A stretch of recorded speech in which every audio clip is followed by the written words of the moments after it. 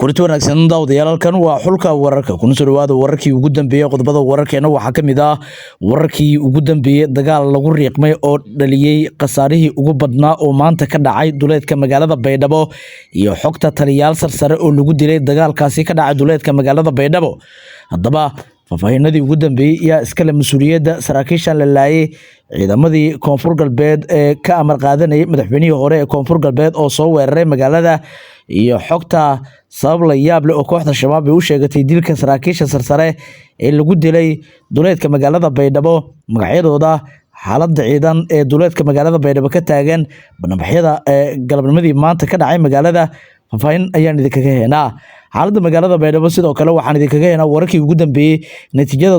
doorashada koonfur galbeed ee la shaaciyay iyo odayaasha dhaqanka ee koonfur galbeed oo si la yaab leh kaga falceliyay kadib markii guddiga doorashooyinka ee codkii doorashada ugu shubeen xisbiga JSB ee madaxweyne Xasan Sheekh faafahin ayaan idinkaga heenaa caro xoogan oo ka dhalatay Shariif Sakiin oo qaadacay doorashada iyo sidoo kale odayaasha dhaqanka ee koonfur galbeed oo afka furtay warbixinadaasi waxay nagu soo kordhay kamid yihiin wararkii ugu dambeeyay halkee ayuu marayaa shirkii u dhaxeeyay Xasan Sheekh iyo mucaaradka natiijo la'aan ku soo dhamaaday gelinka hore ee maanta haddana mar kale la soo fadhiyo soo dhawaad saaxiibayaal madiyada saaxiib nagu cusub nagu soo biir muuqaalka laagsaar arta wax dhisaysan ugu dhab qaybta hoose faalada dadweynaha ku bilaano wararkeena isla markaasina ugu horeysiino wararkeena waxaan ku bilaabi doonaa xaaladda koonfur galbeed oo dagaaladii maanta ka dhacay faahfaahino iyo macluumaad kala duwan ay ka soo baxayaan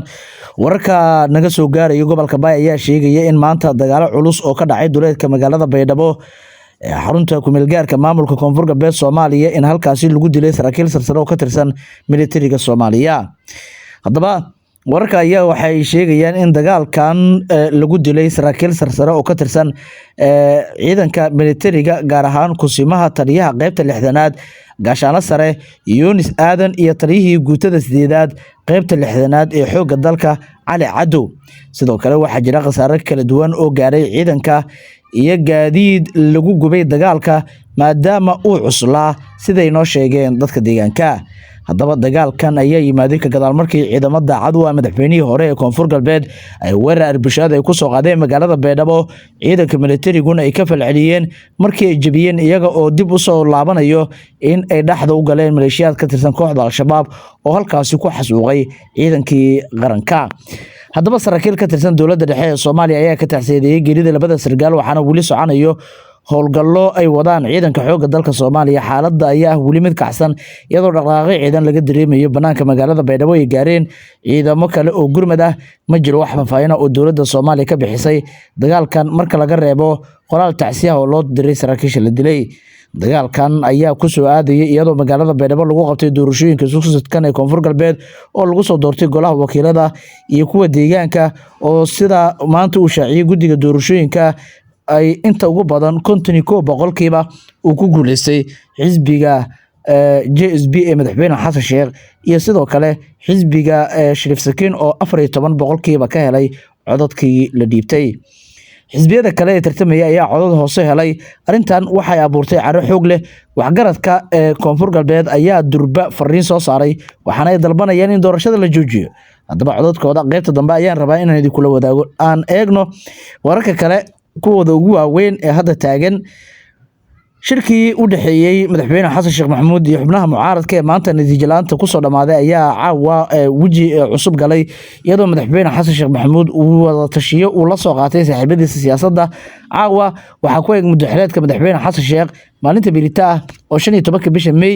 waa maalinta ugu dambeysay ee xukunkiisa mucaaradku waxay ka fikirayaan inay dhigaan banaanbaxyo waaweyn iyadoo oo xaaladuna ay aad u adag tahay maalinta birita oo Jimcaha hadii banaanbaxyadu dhici waayaan sabtiduna way dhici doonaan marka warkii ugu dambeeyay waxay sheegayaan in wakiilada beesha caalamka cadaadis xoog leh saarayaan xubnaha siyaasiyiinta mucaaradka iyo madaxweyne Xasan Sheekh Maxamuud shirka maanta laba mar ayaa la isku laabtay kulankan wuxuu noqon doonaa kala baxnaa ogaan ayaa lagu soo kala tagi doonaa wakiilada beesha caalamka runta ay u sheegeen dowladda iyo mucaaradka waxayna sheegeen in Soomaaliya ay geli doonto xaalad markaasi kala guur ah oo ay dowladahooda ku wargelin doonaan xaaladda Soomaaliya ku sugan tahay isla markaasina ay joojin doonaan kabka ay siiyaan marka la eego dowlad dhiska Soomaaliya hadaba waa la soo fadhiyaa oo caawa kulanka marka la waji ka waji ay dhinacyadu ay isku eegayaan iyadoo wixii ka soo baxana aan idin kula wadaagi doono warbixinadeena xiga maxaa ku biirinaysaa wararkaas oo idil xaaladda koonfur galbeed ka taagan aragtida hoos ayaa noogu reebi kartaa mid lacana wararka intaanu ku kulmi doonaa khiyaarta qiimaha qadirta naga madanow waxaad kaga teynaa sidaas nabadgelyo wallahi baydhabo waa iska baraga dhex waa gartaa maanta rag saraakiil baa la dilay saraakiisha eber laga dhigay ilaa meeqa la dilay markaa hadda laba banaanka yaala laba sarkaala banaanka yaala labadii sarkaal ugu sarraysiinta oo guutooyinka sagaalaad iyo sideedaad labadii guutoba waa taliyaashooda waa locnay miya waxaa lagu kale intay bursadeen ka soo noqdeena jidka al-shabaab u galay ayagan markii hore ciidankii argushaadka u socday ayay ceeriyeen kadibna jidka loo galay miya jidka loo galay saxwi cid disha mala xaqiijiyay qoladay yihiin nimanka kale waa yani shabaabka ayaa dilaalay miya ha mise waa ciidan kale oo kuwa siyaasiyiinta la socda ama maamulkii hore maamulka hore waa kuwa saaka soo argusheen bida loo riixay waa soo noqdeen ninkan oo soo socda marka jidka loo galay alfaa loo lahaa magaalada baydhabo marka xaalkeeda amniga annaga ma ogeyn sidan soo gaaraysa beenahan hadda ma ogeyn meydadka marka waxaa la keenay baydhabo baydaalkeen saawa laba qof ayaga oo keliya miyaa ku dhintay weerarkan shabaabka la leeyahay labadan sarkaal oo qura miyaa ku dhintay weerarkan dhabagalka ah maya kale ku dhimatay labadan silaadey sheega ma askar kale ku dhimatay marka waa askar badan waxaa dhintay askar badan magaalada baydhabo jawigeeda maanta waa sida marka doorashadii natiijada baa lagu dhawaaqay ugu wax ka taagan yahay saraakiishan baa la dilay dagaal baa saaka ka dhacay jawigeeda waa sidee kusoo dhawaada beerta daarusalaam oo ah beerta ugu ballaaran uguna quruxda badan Soomaaliya ku casuub qoyskaaga naftaada iyo ku ay jeceshahay beerta daarusalaam ee magaalada Muqdisho meel ku haboon in lagu qaato jawi daarusalaam degma xasiloon baatay daarusalaam degana jeyana wa daarusalaam rabbi baa kugu deeqay daarusalaam degma carasan baatay daarusalaam ضيع لموتي دار السلام بسم الله الحمد لله وحده والصلاة والسلام على من لا نبي بعده صلوات الله وسلامه عليه أما بعد الله عز وجل يعني ما هذا ما تدعو لنا كلن كان ما أنت صو ضيق دقن صوماليات أي قري كودا خاص حرسنا يسو وحكودا عنا يسو وإلهي مهدي ما المدويت لما هيسن الحمد لله رب العالمين الله ينوسي ياديو انتي هرقليسي أما كل مدي هورها أهاتو أما تن مانتا وبر محمد صاحب كي وبر أحمد وبر عبدي يتلوينها قوقون دبي أنا قوقون دبي وحان كم مغلي أفكيسا سومالي قانكي ويناي بروفيسور علي خليف قليد annagoo reer khaatumo aad u aqoon deegaanka iyo dadka iyo noo sharaxay wasiirkii halkan sheekh shariif xilligiisii kuma ahaa wasiirkii baadi cadde ninkaasuuba ku keenay isagoo na baraya nairobi aanu joognay waan malaynayaa marka intii ka dambeysay si fiican baan u aqaanay intaan aqoon na dhagaysan doonta ee tolkaya u horeeyana haddaad gugundhabo maqashaan macnaheedu waxa weeye waa baadi cadde oo webarku قال جعل إيو تجله أنت أسوأيجا إلى يدوك وري يا إيه جيتو ما كاسا إيجا مقرين ما تبان وحبا كوكرنا الحمد لله رب العالمين تلوينها أنا وما هذينينا شرفت يا سكينستا يا حرمينتا الله يدين كرامه يا الله يدين شرفه أدبانو ما هذينينا soomaalidu waxay tiraahdaa nin durbaan tubay ilaaq dalbay ninka Soomaali isugu yeera golaha uu isugu yeero waa laga hadlaya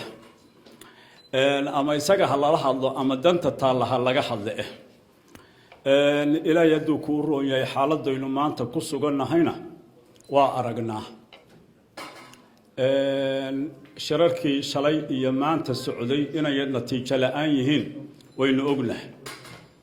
waxay nooga dambeeyana garan mayno halna waxaa la yidhi islaantii marka talin jirtay geyigan soomaalida xeebaheeda iyo yeman baa maalin col abaabushay colkii markay fardaha fuulayeen yay aragtay nin xiliyihiisu bannaan ka muuqdaan markaasay tir walbal adigu ka soo ragga oo howlkanaan kuu dirayaa habeenkii bay u yeedho tulbalkii u yeedha markii ay xaajadii bay aragtay inuusan waxba meesha ku hayn waxay filaysaba markaasay tiri aniga waxaanba iga suuragal ahayn xiliya dheerowo cad yarow annagu haddeer haddaanu qolyaha dhaqanka iyaga beelaha ka yimid hal arrin nagamaba suuragal ahaa waana la yaabanahay ugubna waa nagu tahay golo erge ka qaad oo ha isu kala bixin oo ha u dhaqaaqin arrinta noola yaabka badan ilaa iyo hadda waa taa golaynu erge ka qaadnay ergaa layna faray ilaa iyo hadda isuma inaan kala bixin weliba waxaynu in yar ugu sigannay innagoo weli ergadii gacanteenna ku jirto oo aynaan celin ama raggii ergada ina fartay aynaan isu keenin in xabad dusheenna ka dhacdo ilaah baa in yar inagaga bixiyey waana ina sugaysaa nabadgelyada iyo midnimada iyo wadajirku wuxuu ku socdaa oo ku jiri karaa siyaasad degan oo la isla ogol yahay taasi haddii khalkhal galo midnimaan jirayn nabadgelyaan jirayn dowladnimaan jirayn dowladnimadu waa heshiis bulsho heshiiskii bulsho ayaa khatar ku jira oo la isku hayaa waynu daawanaynaa waynu ka baqaynaa inaynu wax ka nirahnaynu diidannahay taasina waxay noqonaysaa rag aamusay iyo riyo aamusay labadaba reerkoodii gabe inaynu reerkeenna gabno oo koofiyadan aynu bilaamicna u sidanno koofiyadan waxaa la inoogu dhiibay maalintay adag tahay inaynu wax niraahno udub la aslanayo oo qurux badan oo meel la dhigtay oo la daawanaya ma nihin waxaynu nahay mindi maalintay adag tahay wax lagu goosto oo bulshada wax u goysa oo nabad u keenta taa haddaynu ka soo bixi weyno ilaahayna waa gabnay ummadeenniina waa gabnay arrintaasna waxaan ku raacayaa ogaas maxamed kayse nimankii gogoshoodu halkan taallay buddigaha noo ahaa yaannu eersanaynaa waxaannu eersanaynaa tolka hawiye inayan xaajadii ka seexdeen annana waxaannu ka xishoonnay maadaama gurigoodii la joogo inkastay caasimaddii qaranka tahay inaannu annagu hor orodno hase yeeshee ku sii eegan mayno soo sidaa maaha haddayan waajibkooda gudan gacantaannu ka qabanaynaa wabillahi towfiiq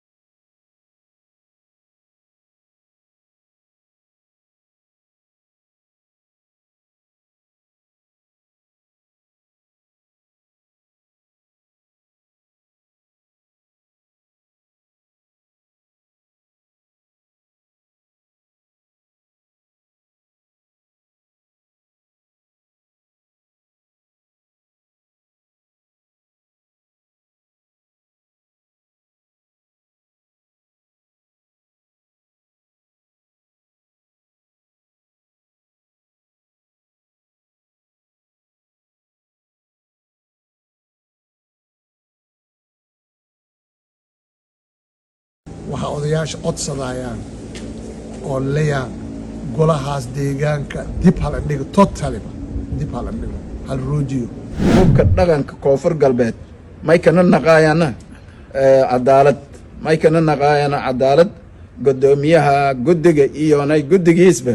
may baan ku fadhiyana inay cadaalad suubiyaan. qaar ka mid ah odayaasha dhaqanka koonfur galbeed Soomaaliya ayaa shir jaraa'id oo ay ku qabteen magaalada Baydhabo ee xarunta gobolka Baay waxay kaga hadleen xaaladda guud ee maamulkaasi gaar ahaan arrimaha doorashooyinka. odayaashan dhaqan ayaa si gaar uga hadlay doorashooyinkii ka dhacay deegaanada koonfur galbeed Soomaaliya iyagoo sheegay in loo baahan yahay in guddiga doorashooyinku uu cadaalad falo dhammaan beelaha deegaanada koonfur galbeed Soomaaliya gaar ahaan kuwa ka qayb galay doorashada golayaasha deegaanka ee ka dhacday maamulkaasi. waxay sidoo kale guddiga uga baaqeen in dib loo dhigo shaacinta natiijada doorashada golayaasha deegaanka ee dhawaan ka dhacday koonfur galbeed Soomaaliya si bay yiraahdeen loo helo jawi degan iyo kalsooni ay qabaan bulshada iyo dhinacyada siyaasadda isku haya. afayeenka odayaasha dhaqanka koonfur galbeed Soomaaliya Malaaq Maxamed Yacquub Sheekh Derow, gudoomiyaha odayaasha dhaqanka koonfur galbeed Soomaaliya Suldaan Buube Cabdulle Buube iyo gudoomiye ku-xigeenka golaha odayaasha dhaqanka koonfur galbeed Soomaaliya Malaaq Cali Xasan Qatar ayaa warbaahinta uga warbixiyay ujeedka kulankooda iyo walaaca ay ka qabaan hanaanka doorashooyinka. dadka hadda doorashada maamulooyo iyo dadka wal dooradooyaan 90% lan doorasho araga male doorasho noocaas ee markii atana in 60 sano 70 sano wallanka doorana lankii inaa walku kooyo kor suurtagal waa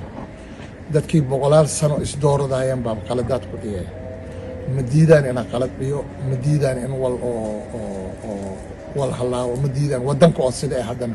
oo sidii la fadaa lan soo odo kornay horta waxa eedanka mahadiya guddigii doorashada iyo dadka maamulka waday sidii ilaa hadda dadaalka ay soo biyeen aragoyna sidii dadka kaararka aan qaadadeen liin diiwaan geliyay haddana sidii wallan dooraday meediyaha dadka oo dhan aragay laakiin taas tii guud waaye ma filayna in 60 sano ka bacdi in sida oo kale dhiyaas ma filayna runtii wal weyn waaye oon la ka baranay tan kale lamaad odayaasha dhaqanka iyada aan ka faraxsanyahay in wala doorado sababtoo ah uleeska oo dhan waxaan dhiyay annaga dadkii wala fadaayan guntii walaagii ma wada deeqaaw haddii lanko aad ku tabtana lankii kale ka eedee laakiin hadda in oo doorasho la bilaabo oo sidaan la suubiin odayaasha waxaan qataa in ay hoogaa fudeed unkooy runtii nabadaan hadda un fadhin ma fadhii lahay marka taasna waxaa lanaa in oo waqtiyada badan soo socdo oo dambe soo socdo in oo in sii fay lahaado doonta la barada doon guddiga doorashada sida hadda malaaga sheegay 4 maalmood in natiijo la sugo suurtagal waaye meelaha qaarjo baawur maseed koro sanaadiiqdii inaa maqanyaha dhigi korto walaagaas dhan inaa dhigi koro laakiin konseena ku qabna hoogaa 4 maalmood walaagii haddii daayo musharixiinta qaar hadal oo aan dhigi weyne marka taasna wadankan wadan hadda la kabkabo waaye nabaddi way walaagun muhiimka saaran qof soo baxdoon qofkii ilaahay in qoro iyo walna qada doon dadka tartamoyaan reer koonfur galbeed way ninkii soo baxo wal mushkilad ma laha laakiin waxa muhiim ah in guddiga doorashada cadaalad iska dadaalo sidii malaag doorasho insha Allah qodobka lamaad muhiimna oo had shir jaraa'idka odayaasha qodobaya waxa ataa golaha lama gol way walaag la doorado golaha wakiilada oo 95 ah 95 waxaan nin sheegay in power sharingkii in dhumayna nin walba wali lahaay in uusan haada taas waa wal hadda wardiya isku gaabay waxyaabe qoondada beesha qatiya in wal iska qabsad kaas mushkilad ma laakiin waxa muhiim ah deegaanka una weligaa inay deegaan walba ka dooran ununa maha aragna marka qaabka deegaanka eedaa absadoyn inaa mushkilad ku qoy waxa odayaasha codsadayaan oo leeyahay golahaas deegaanka dib hala dhigo totaliba dib hala dhigo hal roojiyo arrintiis la hadalnay ilaahay lankii meeshan ilaahay soo saaro madaxweyne naqado markii wasiiradiisu is dhigay wasiirkii arrimaha gudaha iyo dadkii meesha roogay iyo deegaanka xaq ku tashadeena golahan deegaanka linka fududaanay sida hadda wala dooreen qaarab u ogayna ka sayno degmooyinka qaar joona mablaseed koro sida iska dhacaytaan marka arintaas waxa dareemoynaa in hoogaa fudeedka jiro arintaas waxa codsadayana odayaasha dhaqanka koonfur galbeed oo dhan in arintaas guddigaas deegaanka sidiisaba in dib loo dhigo dowladii kooyta wasaaradii iyo ayaga ku dib ha ku tashadeen ana marka iyada u mahadsantaan waxaa siin lanaa siinka bogaadiyaane shaqada fayla la qabadi cadaaladda iyo mar walba waxa lana cadaalad halka dadaalo guddigiina hadda bilaawe odayaalka dhaqanka koonfur galbeed ma inayska kooyaan shir jaraa'id shirkaas jaraa'id oo ka saabsan lama qodob qodobka koowaad oo ah maylana oday dhaqanayna maylana talilana maylana umudan walaagi dhibaatanka kooyana iyo ka taliyana xisbi kasta wal walaagi sahali in leen shaaciyo leen musuq maasuq dhibaato kale leen suubin koonfur galbeed doorashada la ka bilaaway koonfur galbeed haddii la laab kordhiyo doorashadii qof ii cod yaa meel ka dhamadaas sanan ka dhamana doorashadii qof ii cod taayan ka dhamana waliinku musuq maasuqna inay lahaan shaaciyo codsadaana odayaalkii dhaqankeena tala soo jeedinaa nooceeta may nooceeta dowlad dhisa nooceeta may nooceeta amniga in la ilaaliyo nooceeta marka sidaasii daraadatii duubabka dhaqanka koonfur galbeed may kana naqaayana cadaalad may kana naqaayana cadaalad gudoomiyaha guddiga iyonay guddigiisba may baan ku fadhinay inay cadaalad suubiyaan insha allah si dowlad iskiina ninka socda oo nabadgelyada ninka socota si dowladii kooyti kalsooni linka helo أنا ما إليك هذا ليه أو أتصيغ أو ياشرين شكو كويه أنا أفكي شك هذا لو أو قد الدورة شد جيديان إني سل الشاقي باور الشيرين كي أميل كستبه ولا اسمي لك الله هاي عدالة ده ولا ورسي ولا شرق هذا da تكون دورة شنو هذا الشيء وهي لون هذا سيد هذا بدون مياه أو دياش الآن كوس هذا لاي لحظة جراء هرمي دورة شنو المهارة جنيه بنتيسو إدمي فهم سن أرجو دورة شنو بقى أصدقائنا ها إن تكون والبعض من ذوق وجرانا ها ما يلاقي قرضانا هم لولو بس كاملة كساس واه لاف كستب قبيل كستب ولي أصلها هاي أولسي حديث ولا شرق هذا شرق هذا عدل أروح حسبي والنوع سه يا ولد شرق هذا تن أو مثلا الحزب الدولة تياسكو لباتو ولا يسوي كوبية ما يبقى أصدقان إياه أو نقدو أمبريانا إني دكتور سوى الشرق هذا جرا الشرق هذا جد جاس تعجل ده سوى أنا أصول ناري جد دورة شدة بار شيرين كان سديس هذا دور جد دورة أصول ناري سيشاري أصول ناري هاتو أنس محمد صومنه يونيفرسال تي في مقدشو